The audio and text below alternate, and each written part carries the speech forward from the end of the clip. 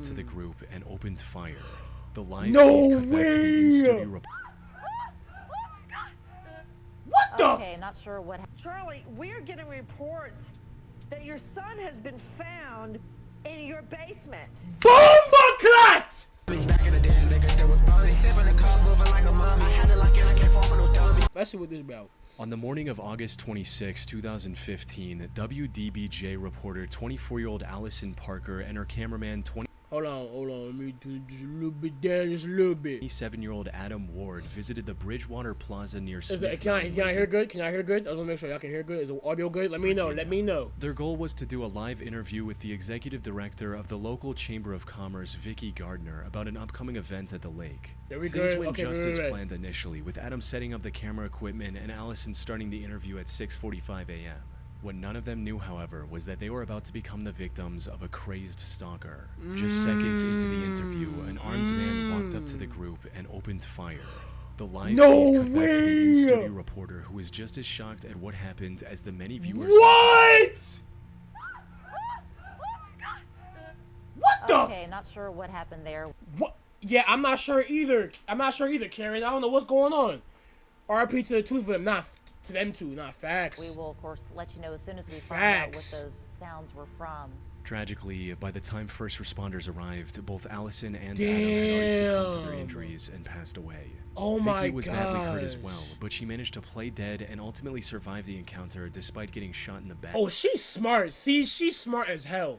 See, when you're in that point, hey, you only could do one or two things, bro. Run and possibly get knocked off or play dead. And you have a better chance at him not trying to confirm the KILL. You know what I'm saying? RB to my dad's sister too. RB to the two reporters. Nah, yeah, rest in peace to your dad's sister, bro. Damn, my condolences, brody. How are you? I have a problem with my headphones. Oh my gosh. Oh my gosh. Oh my gosh. Oh my gosh. Oh my gosh. Ban them. You're banned. You're banned. You're banned. You're banned. You're banned. You're banned. You're banned. You're banned, bro. You're banned. I'm tired of seeing that shit, bro. As for the perpetrator, he had already fled the scene by this point. Damn. And with no nearby CCTV capturing a What the clear fuck image of happened? his Bro, I got one of them fucking people that comment in my chat talking about some, oh, I can't hear, I don't got my headphones right now. Can you type in the chat? Like, shut your bitch ass up, nigga. I'm not typing shit. Get some headphones, bitch. That shit is annoying, bro. face or vehicle, investigators were left at a dead end. But then, someone at the WDBJ network analyzed the footage further, which revealed one blurry but still recognizable. Ooh, big shot! You smart as hell! This was 41-year-old Vester Lee Flanagan, a Huh? former WDBJ reporter who went by the professional name of Bryce Williams. Yo! He'd actually worked with both Allison and That's Adam in the past, but was crazy, fired from his job nigga! after higher-ups received several reports of workplace aggression. However, what seemed like a disgruntled ex-employee lashing out at his former colleagues at first turned out to have a far darker backstory to it. Okay, what's the You further? see, What's the Vester backstory? had an extensive history of being difficult to work with, long before he joined WDBJ. He was fired from one of his early reporting jobs from ABC affiliate WTWC in the year That's 2000 heavy. for, quote, odd behavior towards his coworkers. While the exact reason for his termination was never revealed to the public, from what I was able to find, it had something to do with him being aggressive and trying to intimidate others. But instead of admitting Damn, he's a crash out, and you wouldn't think he's a crash out. He looks like just a normal guy. Nah, hey, that's why you gotta judge a book by its cover sometimes, nigga. What the fuck? This nigga looks like a normal news reporter guy. He don't look like he could cause no harm. He looks like his name is Poindexter. faults, he filed a racial discrimination lawsuit against his employer, which eventually ended with an out-of-court settlement. However, Wowzers. that was only the beginning. From there, he found work at multiple other stations, but struggled to build a career at one place, largely due to the many altercations he got into with his colleagues. He had severe anger management issues and would often resort to physically confronting his coworkers over even the smallest disagreements. I hate people saying that I'm a fan of your shorts, then shows a Diddy Leak voice or whatever they said and says IP leaked. Bro, thank you for putting me on to that shit, bro, because now I know to never click on none of them shits, bro. He had increasing conflicts. I'm glad you with showed me. people That is at the weird. station, That is especially OD weird, the Justin. crew, some of the other reporters, some of the photographers in the field, to the point where he was threatening people, had some physical confrontations with a couple of people. That's and, crazy, man. At one point, became such a distraction, Damn. we finally had to terminate it. He Damn. eventually secured a position at WDBJ And in he wanted March his of get back. 2012, and it was the same story once again. It didn't take long for him to fall into the same pattern of anger and bullying there as well. Wow. Just months into his employment, the WDBJ management had already received multiple reports of his coworkers feeling threatened or uncomfortable working with him. In fact, That's his behavior heavy, at gang. WDBJ was worse than at any That's of his wild- previous wild. jobs, OD which was wild, termination man. in January 2013, less than a year after he started. He even had to be escorted out by police when he refused to accept his termination and threatened his superiors with violence. Yo, that's crazy. Okay, now I'm seeing this flick. Maybe he does. Maybe he does look crazy. Cause if you taking flicks like this, niggas staring right into the camera like this, nigga. Niggas like this. Like, bro, for a second, bro, this nigga looks like a black Jeffrey Dahmer, nigga, without the glasses, with some freckles. Dead ass, nigga. Vester once again tried to play What the the racial fuck? discrimination card What the and singled out fuck? Allison and Adam for the alleged racist behavior. How did he get However, arrested, a though? third-party Hey, we gonna investigation see. didn't We gonna find see what's any going on. evidence of discrimination, and his case was thrown out. He likely named them because he knew they What? were among the coworkers who had filed complaints against him. After his shameful termination from WDBJ, he struggled to find work elsewhere in the industry. What? And his resentment against the two colleagues he believed had destroyed his life only grew with each setback. See, This resentment reached its see, this is my problem with niggas that don't know how to just take accountability. It's always the other person's fault and never your fault, right? Like, damn. Like, it's always the other person's fault, right? Like, nigga, tipping look in the point mirror on real morning quick. Of August 26, 2015. Talk to the man in the mirror. He tracked down where Allison and Adam were doing their next job and stalked them as they were getting ready to go Nigga live. stream sniped them. As soon as they began the This interview, nigga dead. Now this nigga dead stream sniped him though. I don't want to make a joke out of that bitch, but he dead stream sniped him. Vester walked up to them and opened fire. But this was only part one of his plan. You see, while Part Adam's one? camera did catch Vester for a split second, the footage wasn't clear enough for the investigators to name him as the prime suspect with complete certainty. Huh? Fortunately, this doubt vanished quickly when, at 8:26 a.m., Vester faxed a 23-page manifesto to ABC News, admitting to everything. Though most of Oh, these pages were filled with dumbass. nothing more than the incoherent ramblings of an extremely angry and mentally So he's dumb as unwell fuck. man. So he could have got. In them, he He might have been able to get away with this. Might have, maybe have gotten away with this. Heavy on the himself as a maybe. human powder keg just waiting to go boom. I've been a and how he human was powder angry at keg? the world Wow. and mentioned the Charleston church incident as his tipping point. How that connected to him That- taking the lives what of the his former coworkers wow. was never entirely clear. Then That- at wow. 11:14 a.m., he also uploaded a video of the crime he'd recorded from his point of view on Huh? This left no doubt that Vester was the one behind the incident, What? prompting an immediate nationwide manhunt. Tracy He himself what? would allow the officers to find them on the highway. Ya including the motherfuck- fleet ya of state in a motherfucker! rented vehicle at 11:20 a.m. But when they tried to pull him over, he sped up and eventually crashed onto the side of the road. Dummy. And before the officers could He reach his what? car, he decided to Yeah. end the chase with the firearm he had on him, bringing the manhunt to a sudden, shocking conclusion. Wow, so he offed himself. So he didn't even get the chance to get arrested. He offed himself. He didn't even get the chance to get arrested. He's like, I ain't going out like that. On He's the like, fuck it, if 25th of I'm going June, down, I'm going down all the 2014, way. I'm Charles taking my own Barthel life. on the Nancy in Grace GTA. show, seeking the public's help in finding his missing son. Okay. 12-year-old Charlie was first reported Ah, missing from his damn, man, that's heavy, home in bud. Detroit, Michigan, 11 days ago on June 14th. May Jesus His Christ on a father, Charles, had motorbike. been doing everything in his power to help locate his son, from going door to door in his neighborhood to spreading missing person posters throughout the city. Damn, Unfortunately, despite dozens of people, including the FBI, looking for him, the young boy was nowhere to be found. Ah, And the hope of finding him man, alive was bro. diminishing with each passing day. I've seen this Appearing before. on live TV was Charles' last-ditch effort to raise awareness about his son's disappearance, hoping someone with information might see the show. However, just Shit, minutes don't into spoil the nothing, Justin. broadcast, the interview took a bizarre turn when Nancy received a report that no one expected. What's the Father report? of the missing 12-year-old boy, Charlie. With me is his father. Found in his Charlie basement? Barthel. Charlie, we're getting reports that your son has been found in your basement. Bombaclat! Bombaclat! He was in the basement? Bombaclat! What?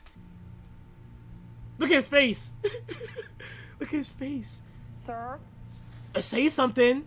Apparently, while Charles was on TV, investigators obtained a search warrant to conduct a thorough search of his home. What the There, fuck? they found Charlie huddled in the basement behind a massive pile of barrels and boxes. Huh? Upon hearing the news of his son's discovery, Charles reacted with complete shock. So how the fuck did he not know that his son was in the basement the whole damn time? How? That don't make no How could your sense. son be alive in your basement? That's what I'm trying to find out.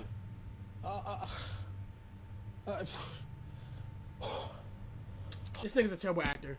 It's the same thing that sounded like the David situation. It literally sounds like, not literally, but it's in the same field. It's in the same field, I would say. He's a terrible actor, by the way. He's oh my gosh. Shut your bitch ass up. You knew he was there. You're a horrible actor. I have no idea. He's a horrible However, actor. something about his reaction felt extremely off. That's what I'm Many saying! argued that a normal father would have ended the interview immediately and rushed to the son he hadn't seen in 11 That's what I'm days. saying. He's a horrible fucking actor, bro. Nigga, real dad would be like, what? Huh? Hold on. Charles, Nigga. on the other hand, seemed more concerned with denying the report and trying to prove his I innocence. had no idea. Dead ass Your though. basement? 11 years is crazy. 11 years is I checked OD. my basement. The FBI checked my basement. The Oh, Detroit nah. Police checked my basement. This nigga's a My horrible wife actor. Checked my basement. I've been down there several times. We've all been checking. He's a Even horrible lashed out actor. at other reports for insinuating that he knowingly forced his son to hide in the basement, when in reality his actions were far more cruel than anyone could have expected. It's way more cool than The truth that. came to light as soon as the That's investigators OD. found Dead Charlie. ass. Dead According ass. to him, his stepmother, Monique Dillard Bothell, was the one who ordered him to hide in the basement. She also told him not to make any sound, no matter what he heard. From there, they spread the rumor that their son had gone missing and began looking for him. Oh, you Cries for help. bitch! They were very uncooperative with the police to ensure that Charlie wouldn't be found. Investigators only sought the search warrant because they suspected Charlie was already dead. As for why the couple would do this, that remains a mystery to this day. Both have continued to claim motherfucker, they knew deadass nothing though. about Charlie's whereabouts. Though, given what we know, the most likely explanation is that they wanted to exert even more control over his life. That's You OD. see, when the What? investigators That's located yeah, Justin. Charlie, That's he had OD. severe cuts and bruises on his body, Oh my likely from his gosh. parents. What? In addition to that, growing up, he also had to endure a grueling daily exercise routine that included 100 push-ups, 200 sit-ups, and 100 jumping jacks twice a day. Damn. That nigga's a strong ass nigga though. Now I know he's strong as hell now. Nigga, 100 push-ups, 100 sit-ups, 100 jumping jacks twice a day. Hey, I'm not even gonna front. That don't really sound too bad. But for 200 push-ups, oh hell no. I ain't gonna lie. That's a workout I would do for me. But for a kid, fuck no. Charlie was already homeschooled and cut off from the rest of society. Maybe the couple thought that faking his disappearance would allow them to do whatever they wanted without any oversight. That shit is Regardless crazy. of their intentions, their crime was clear as day. The two were arrested shortly after and stood trial over the As they upcoming should. months, with As they Charlie should. himself coming forward to testify against them. Yep. And while they were able to avoid jail time due to a plea deal, they lost complete custody of Charlie, who now lives safely with Bitch! other relatives. Bitch! Fuck out of here. Y'all niggas is weird. On the evening of November 19, 2014, the Rockville, Maryland Fire Department responded to an intense house fire. The fire had engulfed the entire double-story house and was getting more That's and more intense with OD, each passing man. minute. It took Bro, house fires are nothing to play with, bro. Like, no funny shit, bro. Like, I've been in a situation where my building was on fire, and it was my bro's apartment that was on fire, bro. And I ain't gonna front, gang. Like, when the fire was so bad, bro. Like, my fucking crib got flooded, bro. I couldn't even live in my crib, bro. Cause all the water from the firefighters, bro. took them over an hour. I couldn't to live get in my the crib. fire I was under going from hotel to control, and the hotel, house was bro. barely standing by That then. ass. Now, fires like a like month, these can bro. start for any number of reasons, from a stove left on to an electrical short. However, before the investigators could even think about determining the cause, 27-year-old That's wild. Carlos That ass, Peralta, man. who was one of the residents of the house, walked up to an ABC7 reporter covering the incident live. I seen the and fire made the before near me, wildest gang. It was revelation. little. According to him, this fire was the result of arson. Hey, fire ain't nothing to Not play only with. that, but he was the one who LA fire was wild, was super wild, man. LA fire was super duper wild. Nigga, bro, remember it was a couple years ago, gang. I remember walking outside, gang, and I was like, why the fuck does it smells mad smoky? It feels like something's burning, bro. Like, it was started crazy. the fire just hours earlier. Me, I set it on fire. Huh? Given the sheer What? strangeness of this unsolicited confession, the Huh? reporter didn't believe him at first. You but what? Carlos was more than happy to provide more details of how he committed the crime. You, Poured gasoline on the floor. huh, Set it Carlos? on fire and went to buy a drink and came back. Diablo, coñazo. Carlos, you what? Dumbass nigga snitch on himself. Yeah, I guess, bro. He ain't got no regrets, nigga. He don't give a damn. It's He later got he no walked up to the regrets. police officers standing nearby and confessed to them as well. His clothes had the smell of gasoline, and a basic search revealed a lighter in his pocket. You look at the nigga's providing face, he's like, officers enough huh? Evidence to believe his story and arrest him on the spot. Why As would for he- his motive, Carlos claimed that he did all this to get the media's attention about the deplorable living conditions in that house. However, What the burning down the fuck? house he wanted to report on made little sense. That made no That is, sense. until investigators dug further into his history and discovered that he'd been suffering from schizophrenia as well as alcoholism That makes sense. Schizophrenia and he's a drunkie. Put him to jail, nigga, send him to the gulag. And he can never come back. for the past few years. He's a He was also drunkie, arrested for and he destruction got of property schizophrenic. just 2 weeks before this incident. Put simply, this house fire was the doing of a mentally troubled man who genuinely believed he was doing the right thing. Yeah, he's the fire crazy. ended up causing $400,000 in property That makes damage. sense now. Fortunately, the other 400,000? 5 residents, including Carlos's own mother, were able to escape without any harm. Though what happened to Carlos after his arrest was never made public. But given the severity makes of his sense now, crime, nah, he facts. was likely sentenced to Facts. several years in prison. Damn. 7 not enough. That nigga need at least 10. That's attempted murder right there. On July 27, 2007, news helicopters in Phoenix, Arizona were reporting on a live police chase that was happening in the city. The chase had begun about 22 minutes earlier when the police identified and pulled over a stolen flatbed pickup truck. In an attempt to avoid arrest, the driver, 23-year-old Christopher J. Jones, reversed into the police cruiser and tried to flee the scene. Oh, Unfortunately shit, he for him, tried to pull some word of GTA the chase shit. got out quickly, and minutes later, 6 different helicopters were tracking his every move. Oh, yeah, it was This GG's. included 1 police chopper and 5 others from different news stations. Damn! However, while everyone's eyes were fixated on the road, a tragedy was about to take place in the sky. What? See what can't happens go here. much What? Stop. This may be the end of this thing. On the end there was the crash, right? I knew it. Now it's a foot chase. Okay. Now, Don't spoil it, Justin. Damn! Damn! I ain't see it yet, man. Fuck! we jump into Fuck! the Another vehicle. vehicle. Okay. Okay. All right, they're doors open, closing in. please. Looks Okay. like they've. Oh, jeez. Yo! We don't. Nah, I'm guessing. Oh, okay. We don't know Okay, what okay. has just happened right there. I ain't Looks know. like the police have closed in on Damn, him. nigga, if you guess that, nigga, can you guess how much? Can you guess how much money I'm finna get in the next 5 years, nigga? Damn, can you? Hey, you must be my genie, nigga. Yo, Justin, if you my genie, bro, let me get $1 billion, man. Don't know. That's OD though. What exactly? That's has crazy. How did that transpired even between the happen? Police. Seemingly out of nowhere, 2 of the news helicopters' feeds abruptly stopped. That's They OD. had crashed into each other before tumbling to the ground Damn. and exploding on impact. One of the helicopters involved in this crash belonged to an ABC affiliate network, Damn, KNXV, that's piloted by heavy. Craig Smith with camera operator Rick Krolak. Wow. The other was reporting back to an independent Phoenix station named KTVK with pilot Scott Bowerbank and photographer Jim Cox. bro. All That's 4 OD. were sadly killed instantly. Hell on no, impact, RP to them, not leaving that the other ass. reporters stunned and struggling to process the sudden tragedy. Oh, Jesus. That's crazy. Oh, my gosh. Oh. Phoenix Tower, Skybox 10. Just had. Yeah, how do you collision even over here respond at to the that? Park, 2 helicopters. 2 helicopters down. Oh, my God. Bro, that must have been an inside job, because there's no way, bro. There's no fucking way.